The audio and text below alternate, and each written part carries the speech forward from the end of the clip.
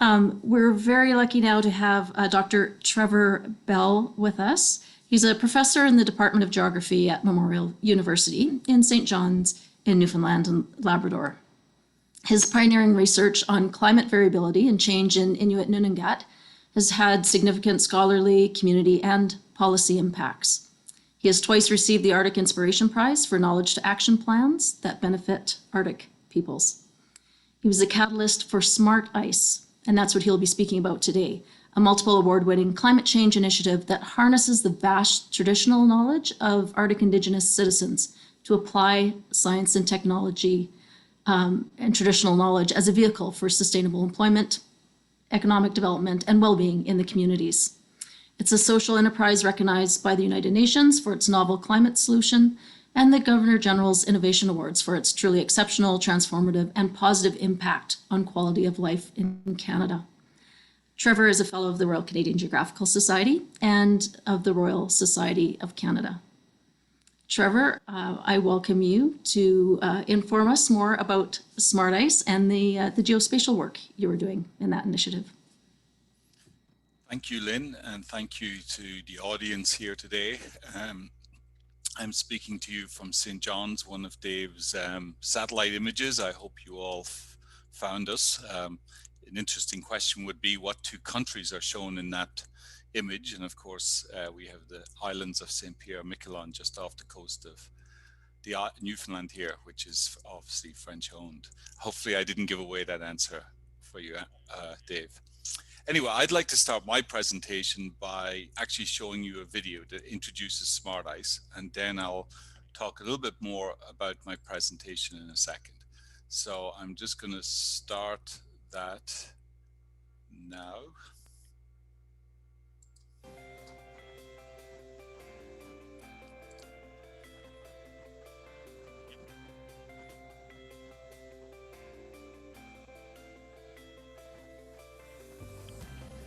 SmartICE is a social enterprise that empowers Indigenous communities across Canada's north to travel safer on ice. Because of climate change, that ice is becoming thinner and less predictable. It is becoming more dangerous to travel on. Enter SmartICE as an internationally recognized award-winning climate solution. It combines Indigenous knowledge, sensor technology, and satellite imagery to help communities safely navigate hazardous ice. Our social enterprise business model commits to maximizing social impact and creating positive community change, while collaboratively delivering ice information services with communities for communities across the Arctic.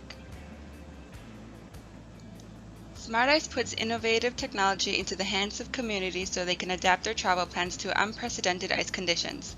It trains local operators to use SmartICE sensors to monitor ice thickness along community travel routes. Operators are trained to deploy autonomous sensors called smart buoys to monitor ice conditions near and far from their communities. Operators also run regular thickness surveys along community trails using a smart homotic which is pulled behind a snowmobile. The community receives this travel safety information on smartphones and computers through the internet platform Siku, as well as local radio and posted maps in public places. SmartICE is assembling the smart buoy sensors in our Northern Production Center in Nain, Nunatsiavut, where we employ Inuit youth from our Technological Production and Employment Readiness Program. SmartICE trains Inuit to be the producers, operators, and technicians of its technology, enhancing literacy and essential skills, as well as technical skills using an approach grounded in Indigenous ways of knowing and learning. SmartICE training programs are culturally and contextually responsive, supporting Inuit to thrive and prosper. SmartICE convenes community management committees made up of elders, youth, and community representatives to decide how SmartICE should operate in each of its service communities and to make recommendations on other ways that SmartICE can support safe travel.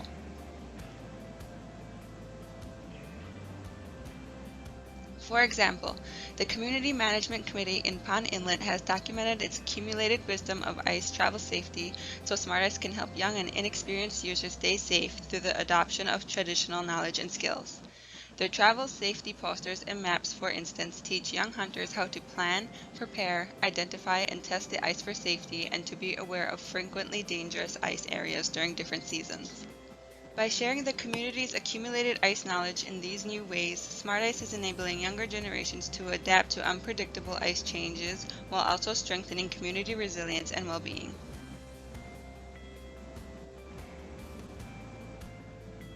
SmartICE is working with northern businesses and resource industries to demonstrate how its ice information services can help mitigate negative effects of climate change on their operations. For example, SmartICE is helping to build climate-adapted winter tourism and fisheries in which travel safety is paramount for market confidence in growth and operational planning and profitability. Support of SmartICE services by governments is a good return on investment because reducing ice travel risk in northern communities avoids emergency situations and costly search and rescue responses. With current and planned operations in 24 locations across Inuit Nunangat, SmartICE continues to address new community needs for ice monitoring services. Last year, in Nunavut alone, we provided over 5,600 hours of employment, trained 46 operators, employed 33 youth, and engaged 50 elders and community members. Our goal is to work with every community that needs our service. While sea ice data are collected, mapped, and shared by federal government agencies, their focus is primarily on shipping, not community travel. To address this information gap, SmartICE is co-designing a training program to prepare local operators to make the first-time regular ice travel safety maps for their communities, using Inuit knowledge and observations together with satellite image interpretation. Due to changing climate, freshwater ice on lakes and rivers is experiencing shorter and less predictable seasons for safe community resupply. SmartICE is adapting its system and services for freshwater ice monitoring to the benefit of First Nation communities across the Arctic interior.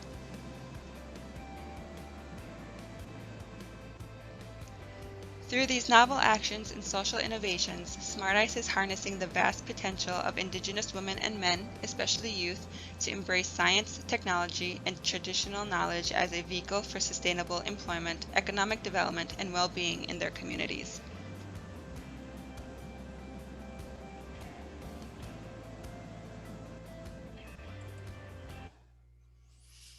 So that's a short video that SmartICE has made to, I think, try to help people understand what SmartICE is about and what role that we want to play. But today I wanted to focus more, because of the focus of the panel is on the geospatial mapping. But I want to make the point that although I'm the one speaking here, I'm doing that as part of a large team, over 20 employees, 80 community participants and employees in communities, and 80 or 90% of those are Indigenous. I also want to recognize that Lynn is also part of our team, who's chairing our panel today.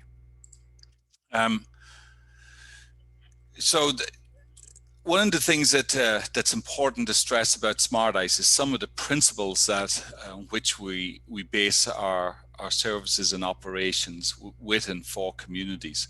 And one of those is responding to community priorities. As you have heard recently, the Arctic ice on which communities are traveling and use as a hunting platform and travel highway is getting thinner, more unpredictable, with unprecedented short ice seasons. And so for communities who rely on that ice and as part of their identity and culture, it's really a community priority to try to find some solutions to that. Part of what we do is obviously provide a technical solution. We bring that technology to bear that you saw in the video. And I'm not going to focus much on that today, but it is something that obviously engages youth and elders alike in thinking about how can we get more information about the ice into the hands of communities so that it can inform their decisions. When SmartICE evolved from a community, university, government partnership into a work integration social enterprise, it was really important to choose this type of model or business model because it's more consistent with Inuit societal values, where we're trying to maximize the social impact and create positive community change. We also, it's important to stress that our community management committees are the ones who really tell us how SmartICE should operate in communities, and this directly supports Indigenous self-determination in both how these sorts of monitoring services operate in their communities and also business. Another priority is training community operators and building capacity in the community, building those transferable skills for young people to be able to engage in sort of the Arctic Ocean technology labor market. Here, this is just to remind you a photograph of an afternoon in December in Arctic Bay. Remember, it's darkness most of the Arctic winter at these high latitude locations.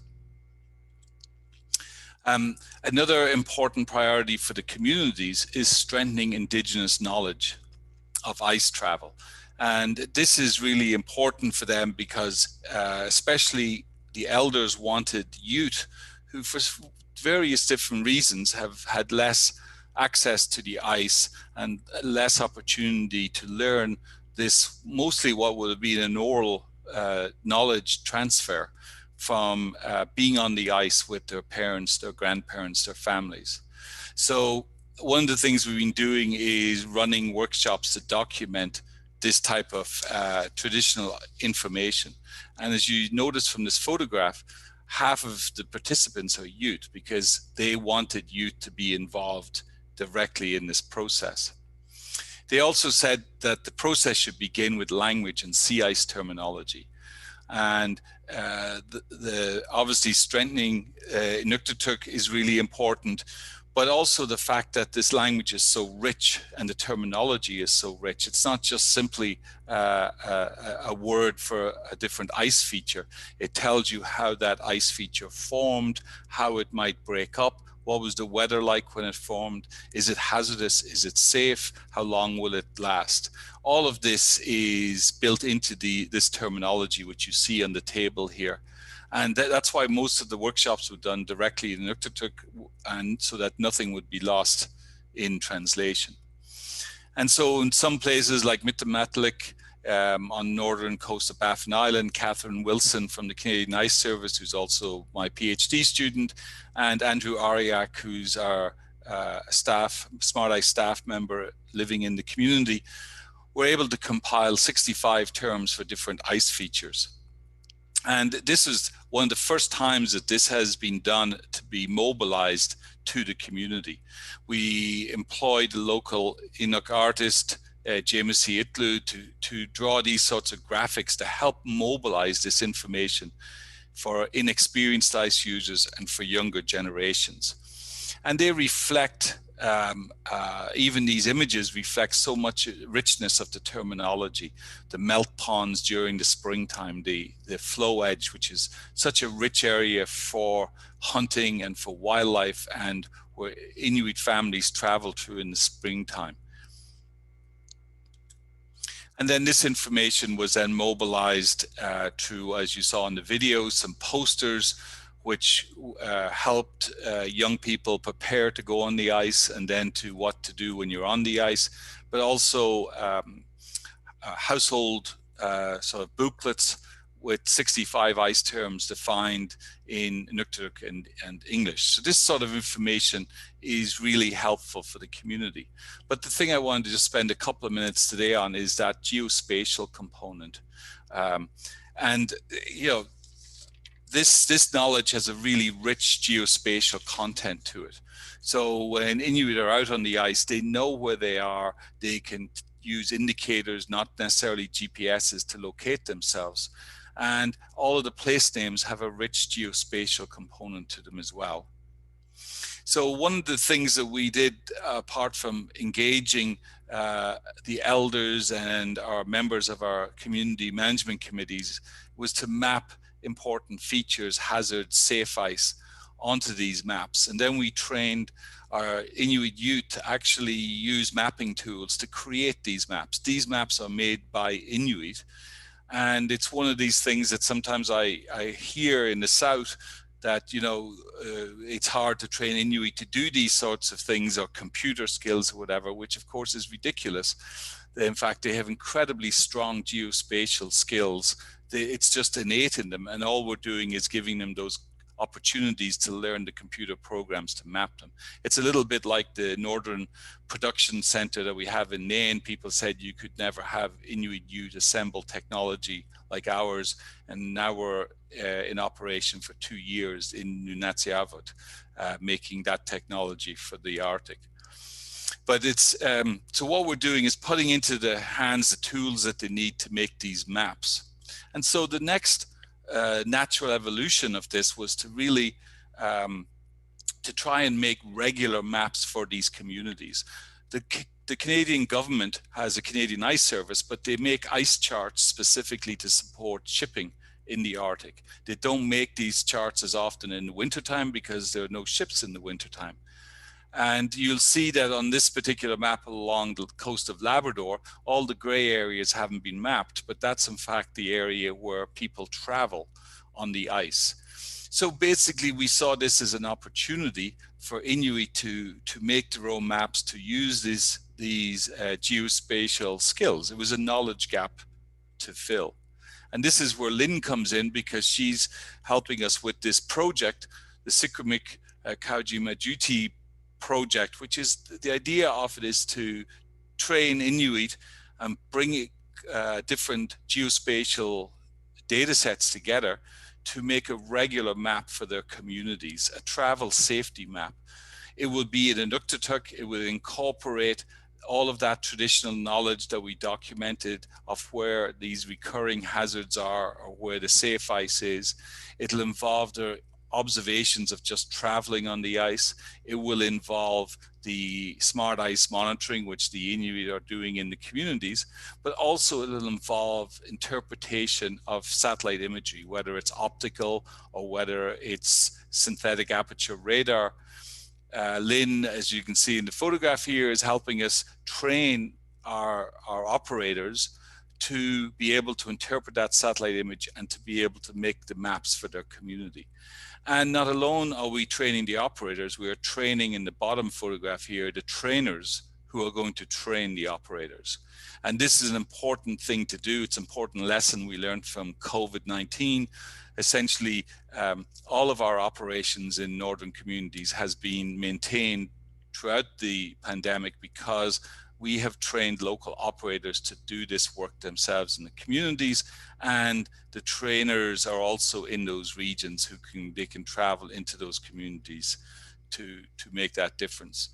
So really, I just wanted to say that this is an important opportunity. It supports community safe ice travel. These maps are a climate change adaptation tool. They strengthen Inuit traditional knowledge and of course language skills. And it fills an essential knowledge service gap for the communities, because there are no maps available for ice in these communities, and it's important that Inuit are making them themselves in their own language, using their own knowledge, because it'll be trusted more by their communities. So thank you very much for the time available. I'm happy to take any questions during the panel session. Thank you so very much, Trevor. And I have to say, being involved in that project and this co-designing of training, I'm learning so much about how better we can do education in geospatial skills and knowledge. So it's a fabulous program all around. Thank you so much for that presentation today.